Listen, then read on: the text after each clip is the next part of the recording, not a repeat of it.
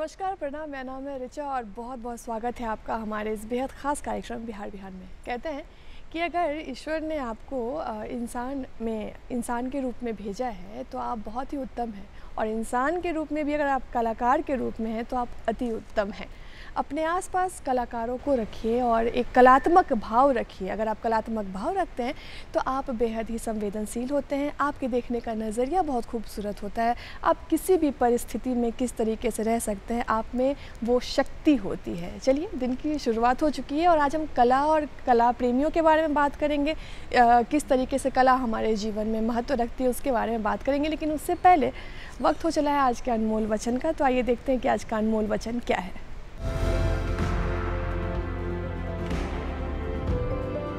विज्ञान मानवता के लिए एक खूबसूरत तोहफा है, हमें इसे बिगाड़ना नहीं चाहिए। Doctor APJ Abdul Kalam.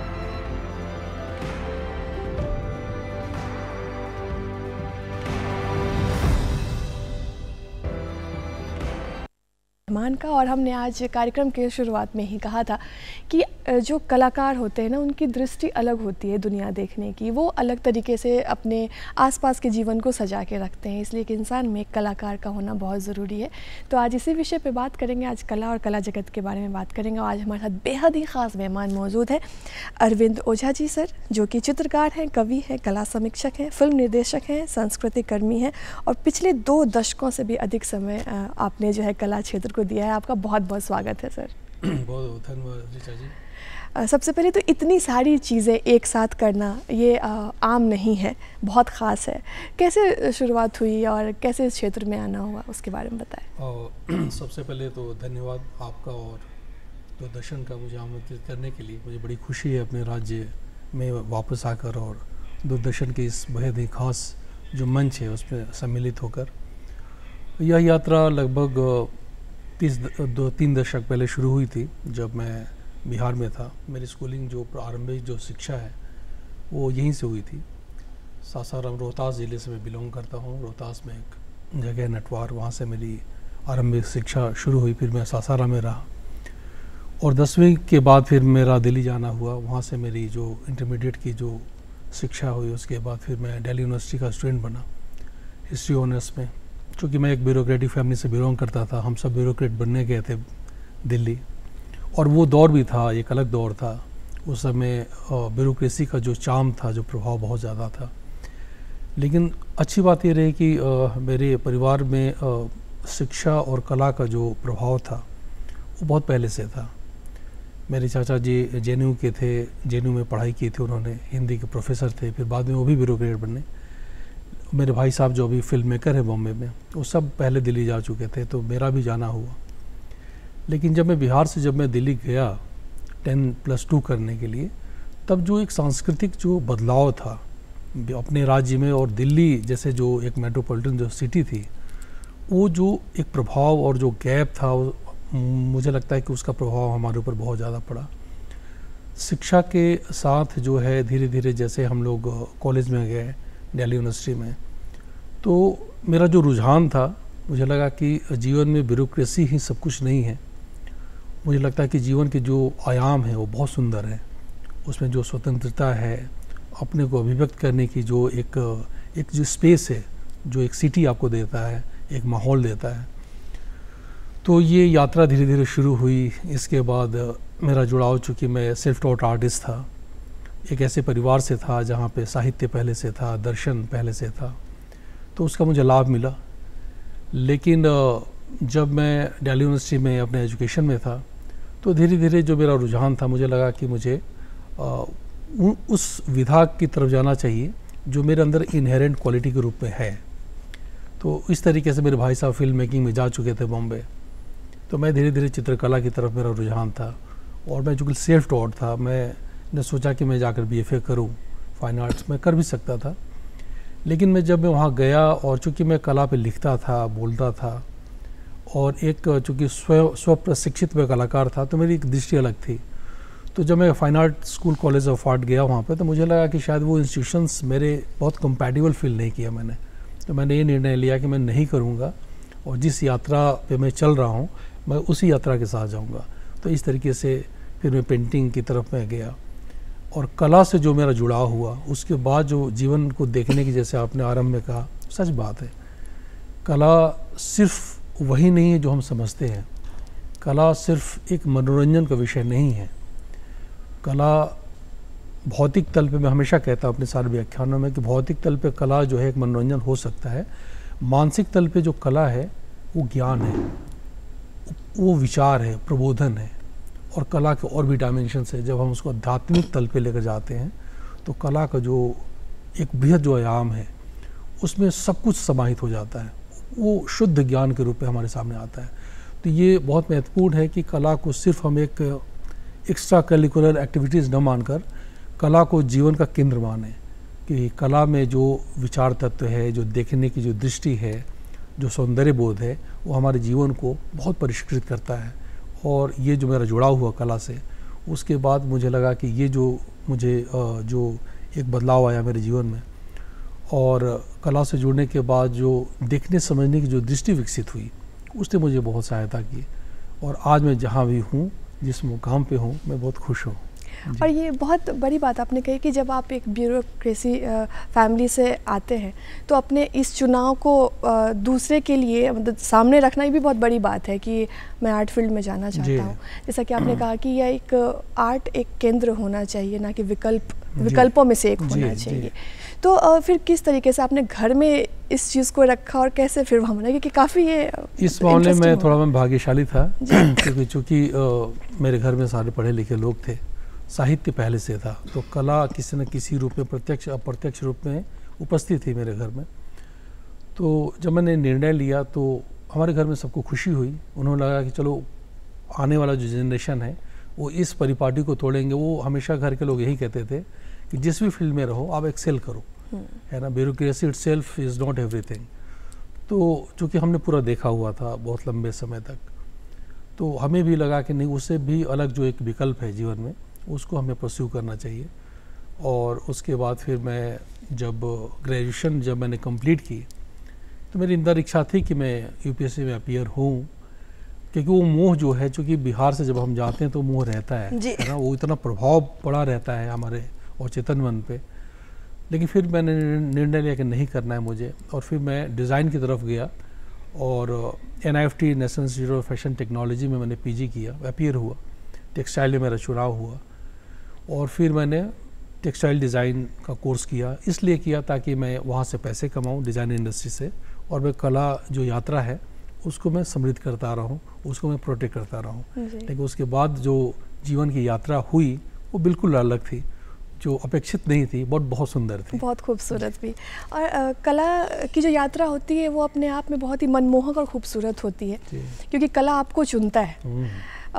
अभी जैसे कि अभी आपने कहा कि 2 दशकों से आपने इस क्षेत्र में अपना योगदान दिया है, क्या परिवर्तन देखा है आपने? क्योंकि एक बहुत बड़ा उतार चढ़ाव कला के क्षेत्र में उथल पुथल मचती रहती है, तो क्या चेंजेस आपने देखे हैं अभी? देखिए, कला में खासकर मेरा जो जुड़ाव है दृश्य कला से है। कला तो एक बहुत बड़ी अवधारणा है जिसमें संगीत है, नाट्य है, थिएटर है, सिनेमा है, फोटोग्राफी है, पेंटिंग्स है, स्कल्पचर्स है और न्यू मीडिया है, अनेकों विधाएं हैं। मेरा जो चूँकि मैं सिनेमा पे भी लिखता हूँ लेकिन बहुत कम लिखता हूँ, बतौर एक कला समीक्षक और चिंतक मैं लिखता रहता हूँ, जाता भी हूँ अलग अलग मंचों पे बोलने के लिए। लेकिन जो मैंने दृश्य कला में चूँकि मेरा जुड़ाव रहा है बतौर कलाकार, बतौर कला चिंतक, तो मैंने देखा है कि 90s के बाद, हालांकि पूरी जो इतिहास है हमारी कला इतिहास, आधुनिक जो कला इतिहास है, समकालीन जो कला इतिहास है, वो 60-70 सालों की है।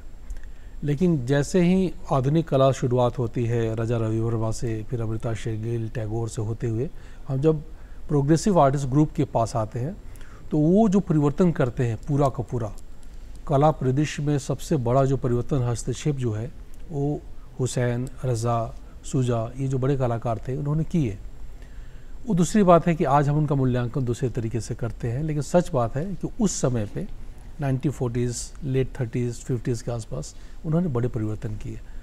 बाहरी प्रभाव थे लेकिन फिर भी उन्होंने भारतीयता के जो एलिमेंट्स हैं, जो तत्व है, उनको लेकर और जो कुछ भी उन्होंने दृश्य रचा, चित्र रचे, अपनी कलात्मक अभिव्यक्ति में जैसे उनको जगह दी, वो बहुत ही सुंदर रहा, बहुत बढ़िया रहा। उसके बाद हम देखते हैं कि उसके बाद के जो नए कलाकार आते हैं उन्होंने अलग अलग मीडियम, चूँकि फिर डिजिटल आर्ट आ गया है ना, डिजिटल आर्ट आने के बाद न्यू मीडिया इंस्टॉलेशन आर्ट, अनेकों चीज़ें हमारे सामने प्रस्तुत होती गई। तो बदलाव आता रहा कला के माध्यम में, उसकी दृष्टि में, उनके सरोकारों में परिवर्तन आता रहा। 2000 के बाद की कला जो है जब डिजिटल एज आया तो उसमें बहुत ड्रास्टिक चेंज आया। ड्रास्टिक चेंज आया कि हमारे देखने का जो ढंग था कला का उसमें परिवर्तन आया, और जो गति थी कला की उसमें परिवर्तन आया जी। जिन सौंदर्य बोध को हम जानते परखते थे बचपन से उसमें बहुत बदलाव आया। जो मूल्य सृजन की जो प्रक्रिया थी कला में उसमें बहुत परिवर्तन आया। कला के जो रूपाकार थे उनमें परिवर्तन आया। कलाओं के जो अंतर संबंध थे उसमें परिवर्तन आया। तो इतने सारे परिवर्तन आए। जब टेक्नोलॉजी चेंज होती है, माध्यम चेंज होते हैं तो उसका प्रभाव और असर बहुत व्यापक होता है। तो व्यापक होता है, लेकिन कलाकार चूँकि एक टाइम स्पेस में होता है और वो बहुत सहजता से जीवन को जीता है, लेकिन उसको ये नहीं पता है कि उस सहजता में भी कितनी विविधताएं जो हैं उसको समाहित कर लेती हैं। तो जो परिवर्तन आए वो हमारे सामने है। अब तो एआई का युग है ना, तो अब एक और बड़े परिवर्तन के लिए हम लोग खड़े हैं। और मुझे लगता है कि समय की जो दिशा है, जो गति है, उसमें जो भी परिवर्तन आए उसको स्वीकार करना चाहिए, और उसमें जो कुछ भी मूल्यवान है उसको बचाने की, उसको नए रूप से प्रस्तुत करने की पहल जो है हर विचारशील कलाकार को और रचनाकार को करने का प्रयास करना चाहिए। जी, आपने बहुत सारे क्षेत्र में काम भी किया है सर। तो आपने एआई की जब बात कही है तो अभी कुछ दिन पहले आपने देखा होगा कि सोशल मीडिया पे काफ़ी ट्रेंड किया गिम्बली आर्ट करके, और वहाँ के जो आर्टिस्ट है वो बहुत मतलब दुख में थे कि ये हमारे आर्ट फॉर्म को किस तरीके से परोसा जा रहा है। तो आप किस तरीके से इस चीज़ को देख रहे हैं? क्या आर्टिस्ट की चीज़ें ख़त्म होती जा रही हैं या फिर हम लोग कम आंक दे रहे हैं इस चीज़ को? ये प्रश्न बहुत महत्वपूर्ण है। अक्सर मैं कहीं भी जाता हूँ तो प्रश्न पूछे जाते हैं, लेकिन मैं इस प्रश्न को, देखिए, दो दृष्टियाँ हैं देखने की। जो भी बदलाव होते हैं, जब हम किसी भी जीवन यात्रा में या किसी भी हम कलात्मक यात्रा में या जिन शैलियों से हम अकस्टम्ड हो जाते हैं, है ना, वो हमारे पार्ट बन जाता है हमारे जीवन का, उसको छोड़ने में जी। उसको क्वेश्चन करने में बड़ी दिक्कत आती है। लगता है कि जो हमने जिया है, जो हमने देखा है, यही सुंदर है, और इससे परे कोई भी परिवर्तन जो होता है जल्दी हम स्वीकार नहीं करते हैं। लेकिन मुझे लगता है कि ऐसा नहीं होना चाहिए। कला में क्या है कि देखिए, कला क्या है? कला है जो जीवन की जो नई संभावनाएं हैं उसका प्रवेश द्वार है। वो सारे विचार, चाहे वो विज्ञान के क्षेत्र में आते हैं, चाहे दर्शन के क्षेत्र में आते हैं, चाहे राजनीति में आते हैं, समाज में आते हैं, अर्थ में आते हैं, शिक्षा में आते हैं, उन सब का प्रवेश द्वार कला है। क्योंकि कला उन विचारों को, भावों को सबसे पहले पकड़ता है, समय से पहले पकड़ता है। जिन विचारों पर आज हम खड़े हैं, जिस एआई की हम बात कर रहे हैं, जिस कृत्रिम बौद्धिकता की बात कर रहे हैं, आर्टिफिशियल इंटेलिजेंस की बात कर रहे हैं, इसकी शुरुआत यहाँ से नहीं होती है। इसकी शुरुआत 200 साल पहले हो जाती है, जब साइंटिफिक इन्वेंशन शुरू हुए थे जी। सबसे पहले जब फोटोग्राफी इन्वेंट होती है, आज से करीब 150 साल पहले, तो यही समस्या आई थी। सबने कहा था कि अरे फोटोग्राफी जब इन्वेंट हो गई तो जो लोग आकृतिमूलक जो चित्रकार थे, जो रियलिज्म में थे, रियलिस्टिक आर्ट बनाते थे, उनको लगा कि उनका प्रोफेशन तो चला गया, क्योंकि जो काम फोटोग्राफी में 1 घंटे में होता था वो उसके लिए 1 साल लेते थे। बट क्या ऐसा हुआ? आज भी पोर्ट्रेट्स बनते हैं, आज भी आकृतिमूलक जो चित्र हैं उनकी अपनी प्रासंगिकता है, आज भी उसका मूल्य है। उसमें परिवर्तन आया। फोटोग्राफी इनिशियली एक थ्रेड की तरफ आया, लेकिन बाद में फोटोग्राफी एक माध्यम बन गया कला का। तो ऐसे ही जब एआई आता है, हमेशा टेक्नोलॉजी इवॉल्व होती है। कला वैचारिक पक्ष है जीवन का, और टेक्नोलॉजी जो है वो प्रक्रिया से जुड़ा हुआ प्रसंग है जीवन का। इन दोनों में टकराव होते रहते हैं। कभी विचार बड़ा होगा, कभी प्रक्रिया की जो शैलियाँ होती बड़ी होती हैं।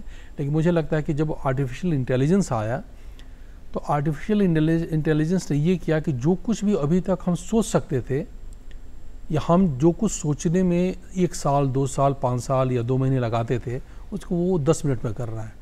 तो इसका मतलब है कि वो एक ऐसी संभावनाएं हमारे सामने लेकर आ रहा है कि जितना कुछ सोचा गया है अब उसे परे सोचो। तो आर्टिफिशियल इंटेलिजेंस का जो सबसे सुंदर पक्ष यही है कि जितने भी स्थापित जो मानक थे कला के, जो दृष्टियाँ थी, जो शैली थी, वो कहता है कि हो गया, इसकी आवृत्तियाँ हो गई, आपने बहुत रिपीट कर ली इसको, अब ये सारी चीज़ें मैं कर सकता हूँ।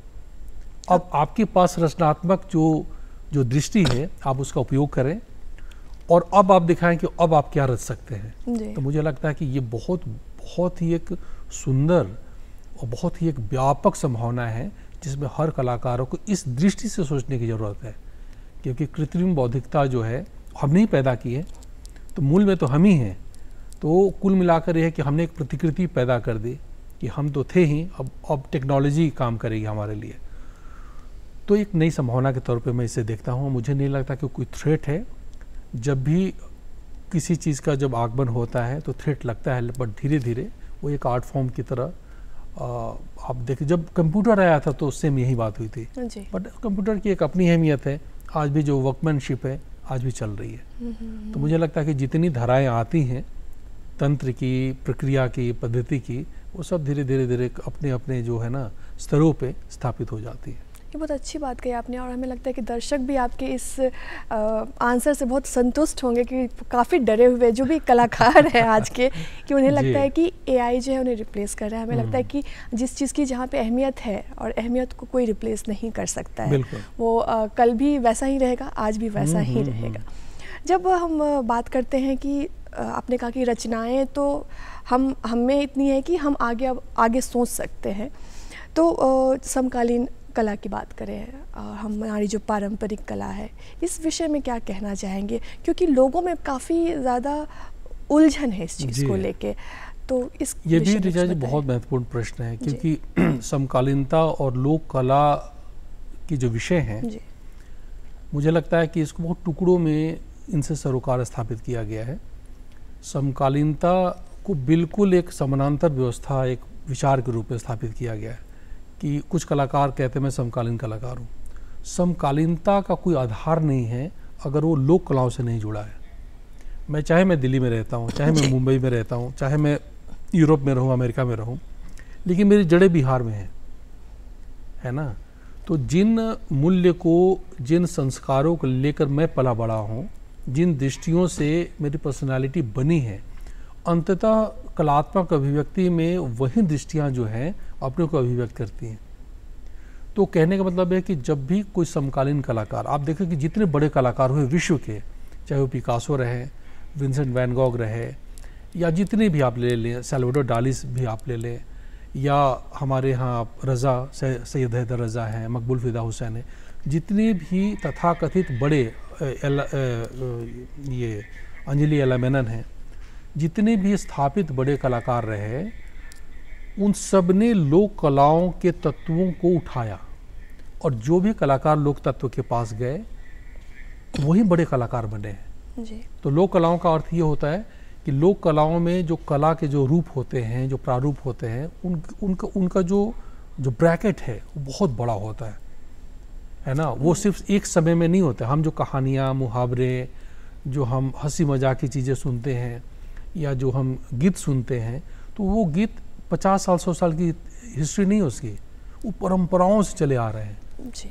तो एक लंबी परंपरा से जब कोई कलात्मक अभिव्यक्ति परिष्कृत होकर हमारे पास आती है, तो उसमें जो सौंदर्य है, उसमें जो सुगंध है, उसकी जो व्यापकता है, वो काल से परे चली जाती है। इसीलिए लोक कला में ही ये ताकत है कि उस समय का अतिक्रमण कर सकता, समय के पार जाने की ताकत लोक कला में होती है। आज के परिदृश्य में अगर बात करें, जहाँ पे कमर्शियल चीज़ें ज़्यादा हो गई हैं, आप भी बहुत सारा काम कर रहे हैं, तो आप कैसे देखते हैं? क्योंकि टाइम इज़ मनी लोग कहते हैं, और हमारी लोक कला में बहुत ज़्यादा टाइम लगता है, तो इस चीज़ को कैसे बैलेंस करना चाहिए? देखिए, बैलेंस तो करना चाहिए, सच बात है। क्या है कि जीवन की जो सुंदरता है ऋचा जी, वो क्या है कि हमारी जो भारतीय जो दृष्टि है, लोक कला की दृष्टि है, उसने कहा कि कला में तभी सौंदर्य आ सकता है जब उसमें ठहराव हो जी, है ना। जो आधुनिक जो दृष्टि है कला को देखने की या प्रगति को देखने की, उसने कहा कि जहाँ पे गति है वहाँ पे सौंदर्य है। क्या बात। आप समझ गए? तो ये जो दो दृष्टियों का जो विरोध है ना, विरोध नहीं, विरोधाभास कह सकते हैं, कि हमारी भारतीय कलाएं कहते हैं कि आप ठहरो। जब आप ठहरते हो किसी चीज़ पे, किसी भी एक चीज़ पे, जब संगीत कोई गायक है अपने एक सुर पे ठहरता है, तब उसमें सुगंध पैदा होता है। ऐसे ही आप देखें, जब अजंता एलोरा आप जाती हैं, या भीमबेटका जाती हैं, या बराबर की पहाड़ियाँ जाती हैं, या अभी भी मैं कल यहाँ पे था, बिहार म्यूजियम में गया था, मैं यक्षिणी की जो मूर्ति है मैं देख रहा था।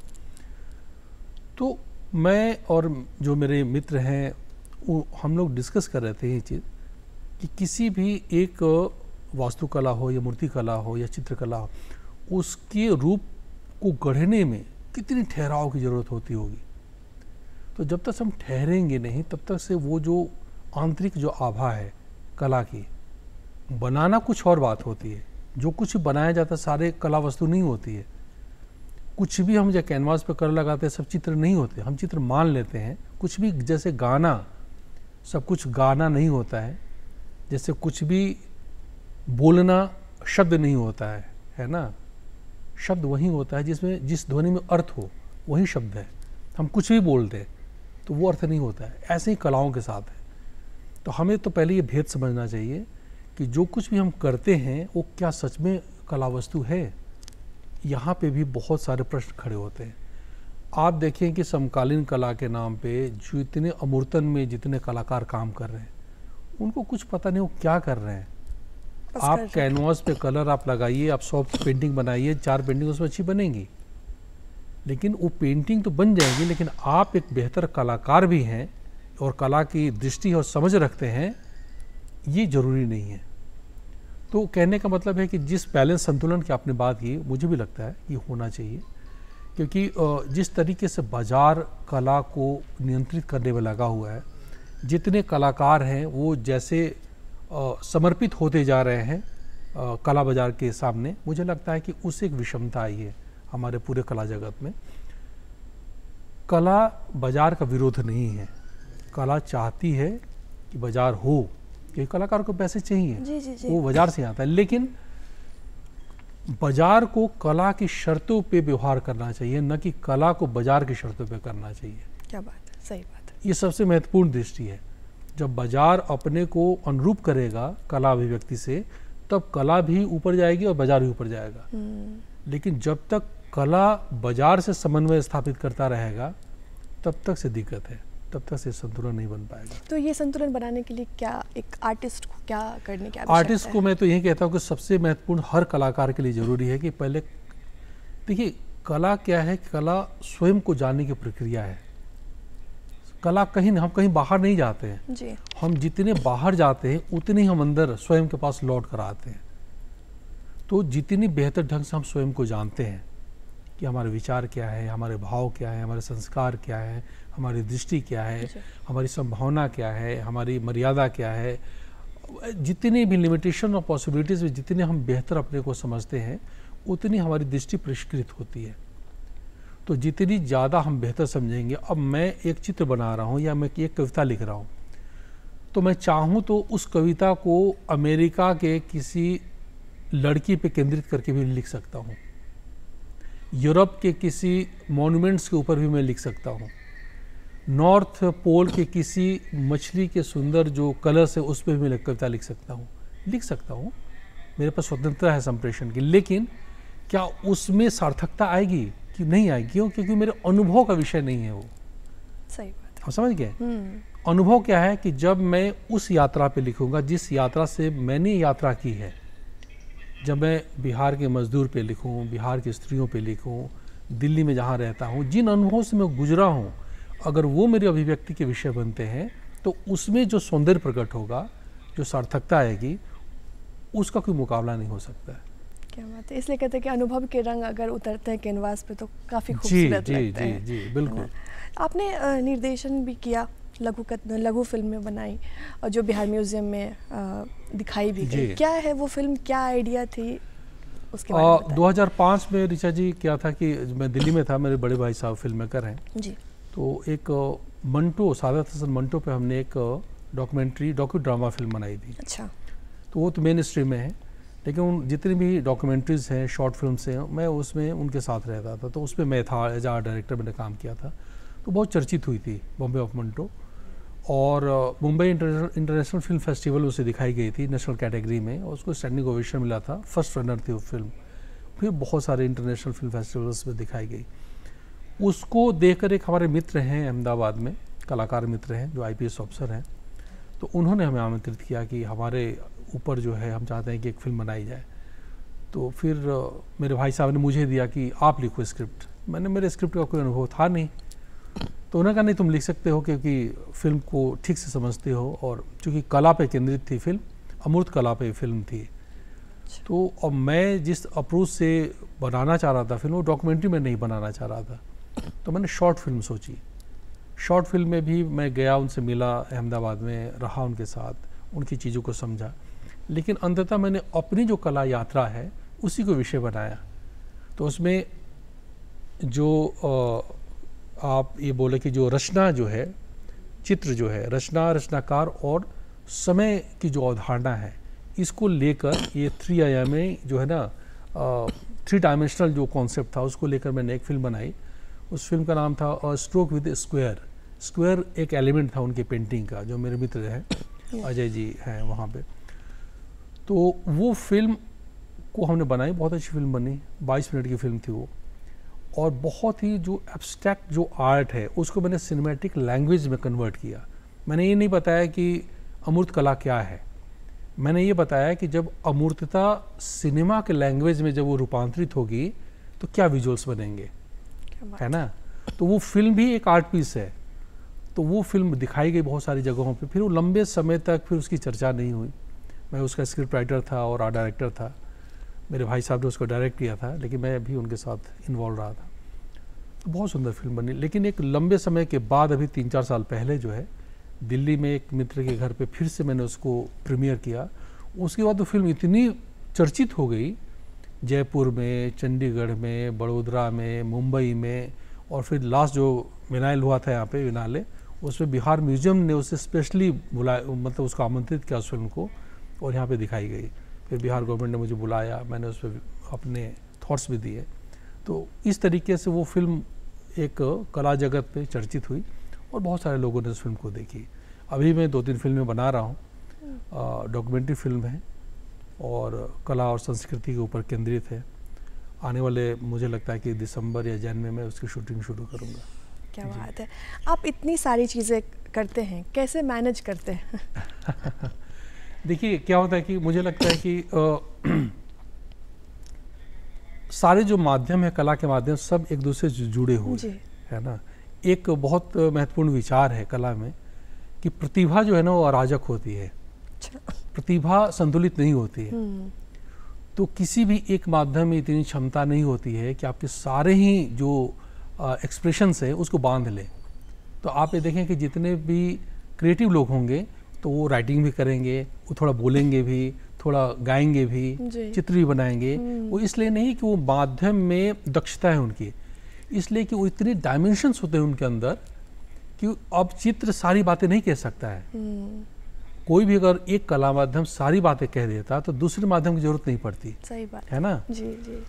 तो जैसे मैंने कहा कि, अब छोटा सा एग्जांपल देता हूँ आपको, कि मैंने कहा कि मैं गया हिमालय और मैंने कहा कि बहुत खूबसूरत है हिमालय, तो मैं उस खूबसूरती को शब्दों में कितना कह सकता हूँ आपसे, लेकिन मैं उसी खूबसूरती की एक पेंटिंग बना दूँ आपके सामने, तो आप समझ जाओगे कि अच्छा मैं क्या कह रहा हूँ। आप समझ गए। तो जहाँ शब्द रुकते हैं वहाँ रंगों की दुनिया शुरू होती है। क्या बात है। और जहाँ रंग रुकते हैं वहाँ ध्वनि की दुनिया शुरू होती है। अब हम और आप यहाँ बैठे हुए हैं, पीछे कोई फैन चल रहा है, उसकी जो ध्वनि हमें पता नहीं है कि ध्वनि है, लेकिन हमारे पैर थिरकेंगे। तो सबकॉन्शियस जो कनेक्ट होते हैं ना, वो जो संगीत जो है, संगीत को इसीलिए सूक्ष्मतर जो विधा है कला की कहा गया है, सूक्ष्म होती है वो। जी बिल्कुल। है ना। तो ये शब्द, रंग और ध्वनि का जो कलात्मक जो विस्तार है, इसमें सब कुछ जुड़ा हुआ है। तो मैं लिखता हूँ चूँकि एक विष्णुत्तर धर्म पुराण में एक कथा आती है कि एक व्यक्ति जाता है किसी के पास सीखने के लिए नृत्य, कि मुझे आप डांस सिखाइए। तो बोले कि अच्छा डांस सीखना है, तो एक काम करो, तुम पहले जाओ जो इंस्ट्रूमेंट बजाता है उसके पास जाओ। तो वो जाता है इंस्ट्रूमेंट के पास, बोला कि इंस्ट्रूमेंट आप जो गायक है वो आप उसके पास जाओ, क्योंकि जब तक से आप गायन नहीं सीखोगे आप इस भाषा को नहीं समझ सकते। गायक के पास जाते हैं तो बोलते हैं कि आप जो कविता लिखते हैं आप उनके पास जाओ। तो ये पूरी एक लंबी परंपरा है। तो ये बताता है कि दरअसल कला, अभिव्यक्ति और सौंदर्य एक होता है, उसकी ग्रेडेशंस अलग अलग है। आप एक ही घर में पत्नी हैं, एक ही घर में बहन है, एक ही घर में पुत्री हैं, एक ही घर में बहुत सारे रूप हैं। तो दरअसल होता एक ही है, उसके आयाम अलग अलग हमें दिखते हैं। क्या बात है। तो ये कह सकते हैं कि जो कलाकार है उसकी दुनिया अलग होती है? बिल्कुल होती है, बिल्कुल होती है। क्यों होती है, ये मैं बहुत प्रमुखता से बातें कहता हूँ, और मैं कहता हूँ सारे बच्चों से जहाँ भी मैं जाता हूँ यूनिवर्सिटीज़ में, कि अगर ईश्वर ने आपके अंदर कला तत्व दिया है तो आपके अंदर गुमान होना चाहिए कि आप अलग हो। वो अलग अहंकार नहीं है, वो अलग ये इस बात की घोषणा है कि उस जीवन सत्य को, उस सौंदर्य को जो एक आम आदमी नहीं देख पाता है, उसको भी देखने की ताकत आप में होती है। आने वाले समय की आहट कलाकार पहले सुनता है, पहले रच देता है, और वही विचार बाद में 10 साल बाद, 20 साल बाद, 50 साल बाद, 100 साल बाद वो जो है विचारधारा के रूप में हमारे सामने आते हैं। तो बिल्कुल अलग होता है, उसकी जो जीवनचर्या है, सोचने का ढंग है। क्योंकि हम क्या करते हैं, हम तो कहते हैं बच्चों को कि आप A to Z जो ग्रामर आप सीखो, लेकिन उसकी यात्रा A to Z नहीं होती है। वो H से शुरू कर सकता है, वो Z से A की तरफ आ सकता है।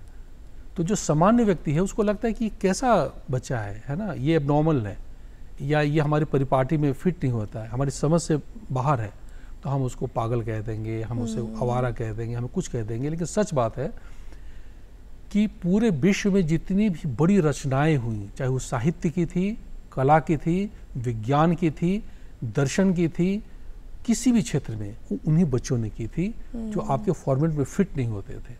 सही बात है। क्योंकि जो कलाकार जो होता है ना, वो नियम को तोड़ता है। अगर वो तोड़ेगा नहीं तो नई चीज़ें बनेगी नहीं। सामान्य आदमी नियम में बंधता है, एक नियम बना गया, हम उसके अनुसार चल रहे हैं, पैटर्न पे चल रहे हैं। लेकिन कलाकार जब आएगा तो उसको वो नियम जो है उसको एक्सेप्टेबल नहीं होते हैं। तो इसीलिए कहा गया है, अध्यात्म पे जाते हैं आप तो कहता है कि सृजन के साथ ही संहार है, और संहार के साथ ही सृजन है। तोड़ेंगे नहीं तो बनेगा नहीं। तो अगर नया कुछ रचना है तो आपको विध्वंसक होना पड़ता है, लेकिन सकारात्मक विध्वंसक होना पड़ता है। क्या बात है, बहुत ही मोहक विचार इसको कहेंगे। आज जो दर्शक देख रहे होंगे उन्हें भी ये कार्यक्रम बहुत ही खूबसूरत लग रहा होगा, क्योंकि उनके मन की बात जो है ना, आप चाहे शब्दों के माध्यम से जो आप आज पिरो रहे हैं, वो सच में काबिल तारीफ़ है। अगर सर हम बात करें आज के बच्चों की और पेरेंट्स की के संबंधों की और आसपास के वातावरण की, जहाँ पे कला को एज ए प्रोफेशन तो हम नहीं देख सकते, एज ए पैशन देखते हैं, तो ऐसे में आप कैसे पेरेंट्स को समझाने की कोशिश करेंगे? क्योंकि अगर सारे मेन स्ट्रीम में ही आगे और हमारा कला ही पीछे चला गया तो फिर कैसे होगा? मैं तो ऋचा जी, मैं कहता हूँ कि ये इतना ज़्यादा महत्वपूर्ण प्रश्न है कि इसमें न सिर्फ पेरेंट्स को, बच्चों को, मुझे लगता है कि जितने भी प्रबुद्ध लोग हैं, क्योंकि ये प्रॉब्लम सिर्फ उन पेरेंट्स के साथ नहीं है जो कम पढ़े लिखे हैं। मैं देखता हूँ कि जो ज़्यादा पढ़े लिखे हैं, जो अपने को पढ़ा लिखा कहते हैं, उनके अंदर भी इतनी समझ नहीं होती है कि वो कला को कैसे देखे और समझे। देखिए कला क्या है? कला है सौंदर्य। कला की अभिव्यक्ति ये पूरा जीवन है। हम सब कला की अभिव्यक्ति है ना। हम क्या करना चाहते हैं?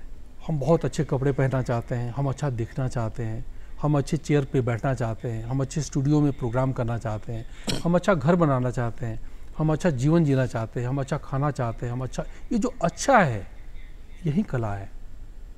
ये जो एक्सीलेंस है, किसी भी चीज़ में आप जो एक्सेल करते हो, बहुत सारे ब्यूरोक्रेट्स हैं, लेकिन कुछ ब्यूरोक्रेट्स बहुत बड़े हो जाते हैं, एक्सीलेंस आ जाते हैं उनके अंदर।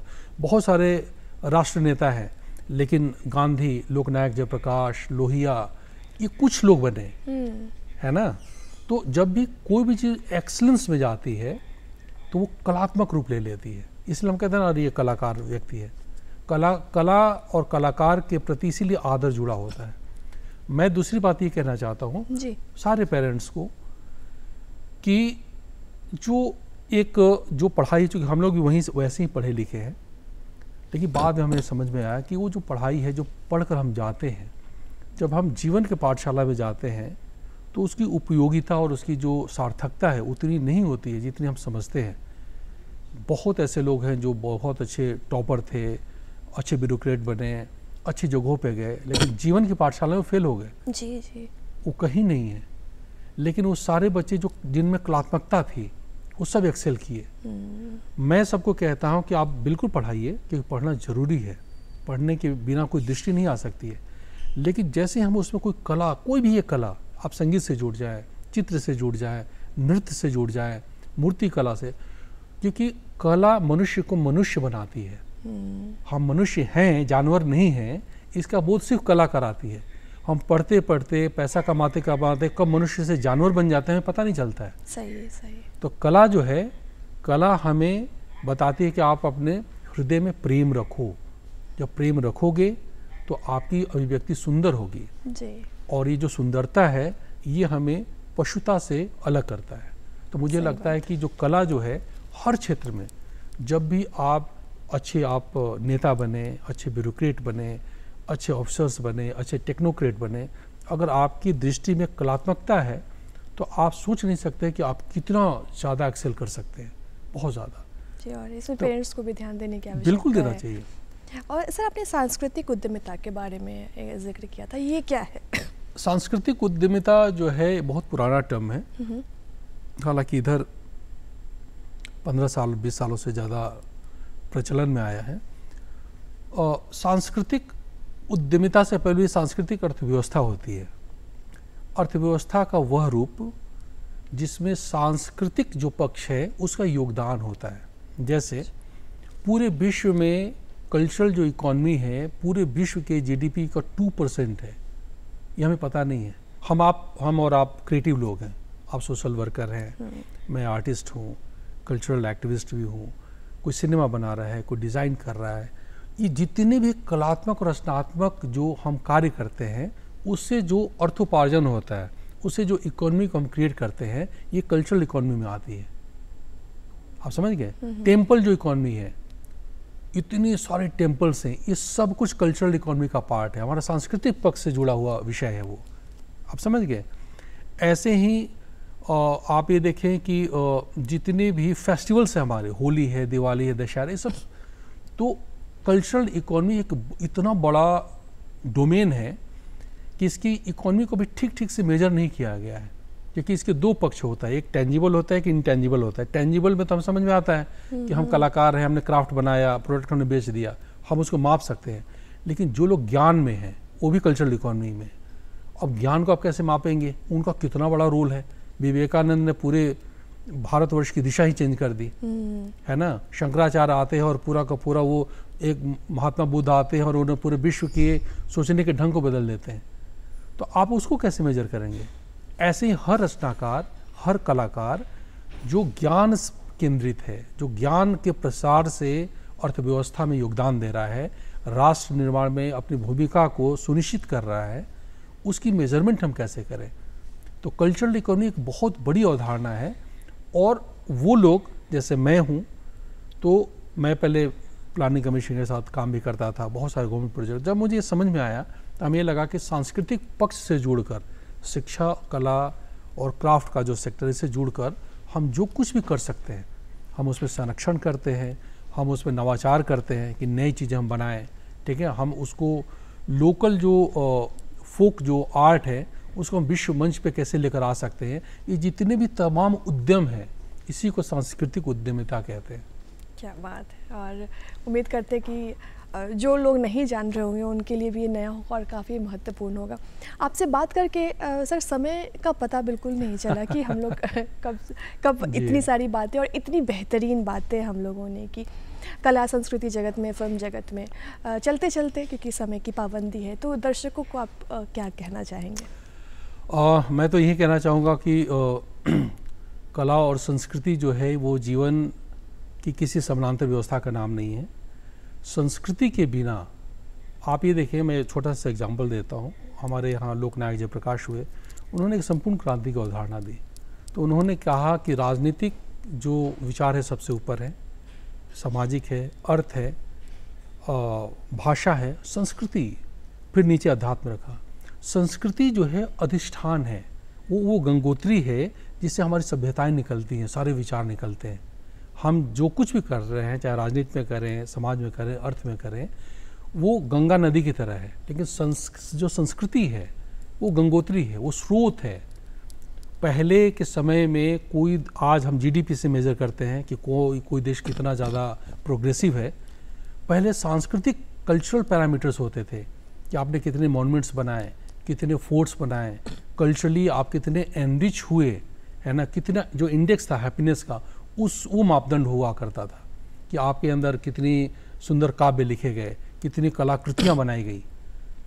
तो दरअसल यही था कि ये सबसे महत्वपूर्ण बात यही है कि संस्कृति के बिना जो देश, जो समाज, जो रचनाकार संस्कृति की अवहेलना करना शुरू करते हैं। संस्कृति का अर्थ सिर्फ साड़ी पहन लेना, कपड़े पहन लेना ये नहीं होता है। संस्कृति की जो दृष्टि है, जो उसके मूल्यबोध है, उसको भी समझना जरूरी है। समय के अनुसार वो चीज़ें चेंज भी होती है, उसको चेंज भी करना चाहिए, क्योंकि आप नवाचार नहीं करेंगे तो संस्कृति के मूल्य जो है मरने लगते हैं। तो जैसे जैसे समय चेंज हो, समय की जो डिमांड हो, संस्कृति में नवाचार होना चाहिए। लेकिन संस्कृति की जो मूल जो संकल्पना है, मूल जो उसका सौंदर्य है, वो नहीं मिटना चाहिए। तो मुझे लगता है कि कला और संस्कृति को ठीक से समझने की ज़रूरत है। हर राज्य को, हर सरकार को, हर व्यवस्था को, हर टीचर को, मुझे लगता है कि इसमें टीचर की भूमिका बहुत इम्पॉर्टेंट है, क्योंकि वहीं प्राथमिक लेवल पे बच्चों को वो बताते हैं। अगर वो सांस्कृतिक बोध, सांस्कृतिक मूल्य अगर वो स्थापित कर दे बच्चों में, तो बच्चों का जो विकास होगा, जो उनकी देखने की दृष्टि होगी, क्योंकि संस्कृति क्या करती है, व्यक्तिगत स्वार्थ से उठाकर आपको सामूहिकता में लेकर आती है ना, व्यष्टि और समष्टि का योग कराती है। वो लगता है कि सिर्फ जीवन मेरे लिए नहीं है, मेरे पड़ोसी भी मेरे इंपॉर्टेंट लोग हैं, मेरा समाज भी मेरा है। तो संस्कृति जो है एक पूरा का पूरा एक बड़ा वृत्त खींचती है जी। तो मुझे लगता है ये सबसे महत्वपूर्ण बात है जो मैं कहना चाहूँगा। नहीं साहब, बहुत सच में आपने बहुत ही खूबसूरत बात की और बहुत खूबसूरत तरीके से आपने कही। आप हमारे शो में आए और आज इतनी अच्छी आपने बातें कही, आपका बहुत बहुत धन्यवाद। बहुत बहुत धन्यवाद ऋचा, मुझे भी बड़ी खुशी हुई। नमस्कार। और कैसा लगा आपको हमारा कार्यक्रम? उम्मीद करते हैं कि आज का कार्यक्रम आपको बहुत खूबसूरत लगा होगा, लेकिन आपकी प्रतिक्रिया का हमें हमेशा इंतज़ार रहता है। तो उठाइए कलम और लिखिए हमारा पता। हमारा पता है बिहार बिहान, दूरदर्शन केंद्र पटना, फ्रेजर रोड पटना 8001। हमारा ईमेल एड्रेस है directorddkpatna@gmail.com। तो हमें दीजिए इजाज़त, कल मिलते हैं नए मेहमान के साथ। आज के लिए नमस्कार।